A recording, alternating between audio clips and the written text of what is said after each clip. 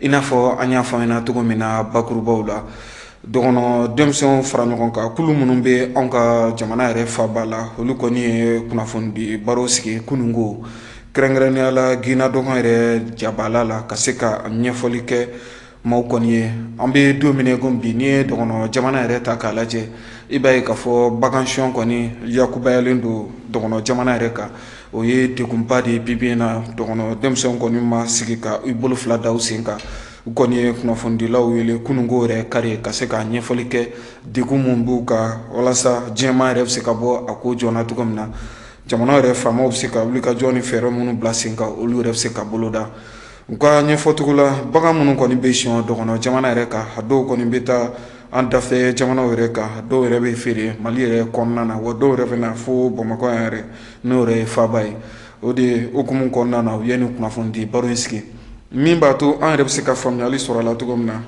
Mayimuna Kulibali a n'a ka jata la Musa Jalo u ye seereya min sɔrɔ yen an ka jɛ k'a lajɛ ɲɔgɔn fɛ. Dɔgɔnɔ denmisɛnw ka fara ɲɔgɔn kan jɛkulu minnu ni o dɔ ye Jeunesse Guinea Dogon, Collectif des associations des jeunes du pays Dogon, Association des jeunes Dogon du Mali, Mouvement Bagineso. Olu ye ɲɛfɔliba kɛ kunnafonidilaw ɲɛkɔrɔ kunun kari septembre kalo tile 29. U ka kumaw bolila waleya min ni o bɛ ka tɛmɛ fulaw ale ni dɔgɔnɔw ni ɲɔgɔn cɛ o tɛ ko dogolen ye maa si la an ka jamana kɔnɔna la. O de hukumu kɔnɔna la maa dɔw bɛ yen nɔ ni olu kɔni bɛ ka u dugu bumanti waleya maaw kɔ kan ka se ka maaw ka baganw suɲɛ ni o bagan suɲɛlen caman bɛ yen nɔ jateminɛw kɔnɔna la jirala k'a fɔ ko o caman bɛna feere an ka Bamako bagan sugu kɔnɔna la ni o dɔ ye Ɲamana ale ni katedrali sugu ye a dɔw olu bɛ taa an ka jamana tɛnkundugu la ni o dɔ ye Burkina, Niger, Senegal fo ka taa a se Mauritanie ni Côte d'Ivoire ma i n'a fɔ Adama Karan bɛ ka ɲɛfɔ cogo la. Bi sigi kun a fanba ye kirisi mun bɛ centre la kɛrɛnkɛrɛnnenya na Pays Dogon na donc an ka misi minnu bosira an bolo ye a ma suɲɛ a bɛ ka bosi an na de parce que o bɛna misi o misi mun taara maa de fara a la ka gɛn ka taga n'a ye donc sungaloma kɔnɔ ninnu sisan misi minnu taara o waati ninnu na donc an commencera ka a misiw ye Bamakɔ yan a bɛ ka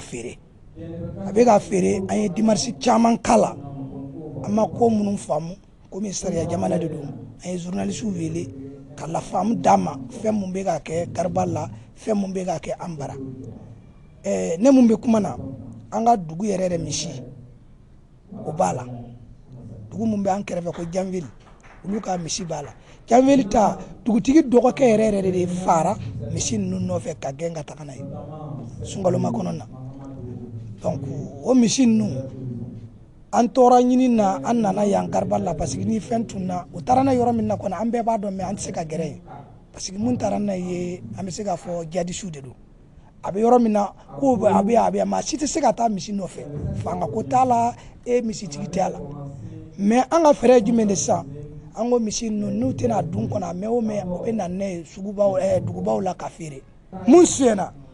a bɛɛ lajɛlen Tugumekaw ta o ye misi 88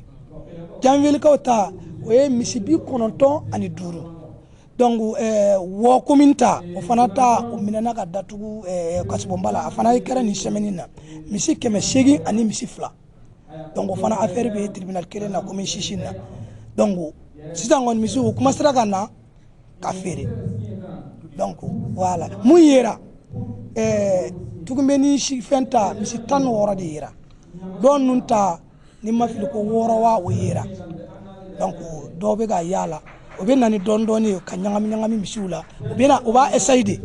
ni ninnu nana ni fɛn ma bɔ a la. Ni kumakan ninnu tɛmɛlen kɔfɛ ka bɔ yen nɔ Adama Jɔnko ni ale fɛnɛ ye dɔgɔnɔ denmisɛnw ka jɛkulu dɔw ɲɛmaa ye ale ye walawalaniw kɛ an ye kɛnɛ yɛrɛ sigi kun kan. An ye aw wele bi ka sigi min kan o ye bagan tunu minnu bɛ ka kɛ an ka Mali camancɛ bolo fɛ kɛrɛnkɛrɛnnenya na Dɔgɔjina an bɔyɔrɔ la bagan hakɛ minnu bɛ ka tunu a ka ca Ala y'a kɛ an sera ka a dɔw ye Bamako yan a ko an y'a ta ka taa se fangaw ma donc a traité la faamaw fɛ cogo min na an tun y'aw wele pour que ka o de ɲɛfɔ aw ye bi bi na cercle 4 min ye Baɲangara ni Bankaskoro ni Douanza an ka jate dara fo bagan 10,560 la ni san 7 in kɔnɔ bagan hakɛ min taara mais ko yɛrɛ bɛ min kan bi bi na a bɛ taa bagan 1,700 la min kuma bɛ ka fɔ bi bon déjà an kɔni ye min faamuya garabalu minnu b'an fɛ yan garabalu ninnu ye an ka bagan ninnu suɲɛbagaw dagayɔrɔ ye donc mais ni misi ninnu nana complicité baw de b'a la a bɛ feere cogonin dɔw de la ka munumunu cogonin dɔw de la hali ni i y'i ka bagan ye n'i taara a sɔrɔli ka gɛlɛ donc o de la an y'a lata nin waati in na sisan an mana ka o ka ye an b'a ko lase fanga la faamaw de ka don an ni bagan suɲɛnaw cɛ pour que a bɛ se ka dabila cogo min na. nin bagan suɲɛ waliyaba ninnu bɛɛ lajɛlen min ni o bɛ ka taga dɔgɔnɔ bagangɛnnaw sɛgɛrɛ u n'a a ta bɛɛ u ko ko olu kɔni bɛ to an ka jamana ɲɛmaw kɔfɛ ko olu ka se ka kiriw tigɛ u kiri tigɛcogo la o de hukumu kɔnɔna la u ko k'u bɛ welewele kan kɛrɛnkɛrɛnnen ta ka ɲɛsin an ka jamana ɲɛmɔgɔw ma. bon an ka welekan laban ye mun ye an ka maaw fara ka fɛn minnu minɛ ni o tɛ se ka taa nɔfɛ a bɛ yɔrɔ min na dɛ ni an y'a ye Bamakɔ yan u k'an dɛmɛ a minɛli la u k'an dɛmɛ yan misijula dɔgɔnɔ man ca la tiɲɛ ka d'a la bamanan man ca la mais a camanba ye fulaw jɔgɔrɔmɛw de ka ca la ni misi yera n'olu ta de don a jigitɔlɔ elemɔriku la i bɛ diɲɛ bɛɛ kule ka mɛn ko o ka misiw bɛ ka jigin bɛɛ b'a ye mais e mun ye sɛnɛkɛla misi mun b'o sera ka ye garibali la fo i ka wuli ka jɔ kɛ n'u tɛ taa ye faamaw ka jɔ u jɔyɔrɔ la an ka hakɛw ka d'an ma sariya ka boli a sira kan mankan ka ban parce que ni sariya ma boli a sira kan donc a mankan ala k'an kisi a kana yɛlɛmɛ Bamakɔ yan. o wele fɔlɔ min b'an bolo o ye a ka nɔgɔn en fait an ye kunna sini ta min kɛ min minɛn'a la n'a taara tribunal la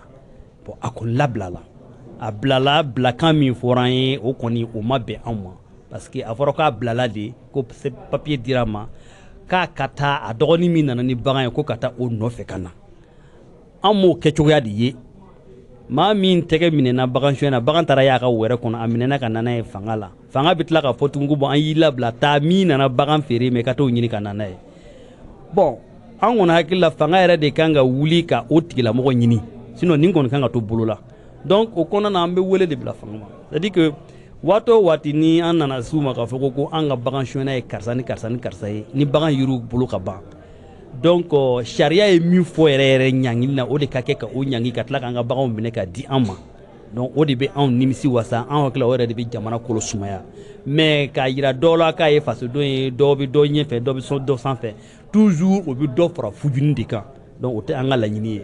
dukɔnɔ denmisɛnw ka nin jɛkulu kofɔlen ninnu bɛɛ lajɛlen y'a jira k'a fɔ k'olu kɔni tɛna sigi tuguni ka u bolo fila daw sen kan k'a lajɛ k'a sɔrɔ waleya dɔw bɛ ka ta ka olu sɛgɛrɛ jamana yɛrɛ kɔnɔna la an bɛ hakililajigi min kɛ maaw ye u k'a dɔn k'a fɔ ko kabi basigibaliya daminɛna an ka jamana kɔrɔn fɛ fo kana se bi ma u ko k'a bɛ caya ni bagan ba caman ye minnu ni o kɔni tara u kun ka na n'u ye an ka faaba yɛrɛ kɔnɔ k'u feere wa a dɔw bɛ bɔ ka taa jamana yɛrɛ kɔ kan fulaw ni dɔgɔnɔ an ka jamana basigibaliya ala k'a jisuma kɛ a fura ye.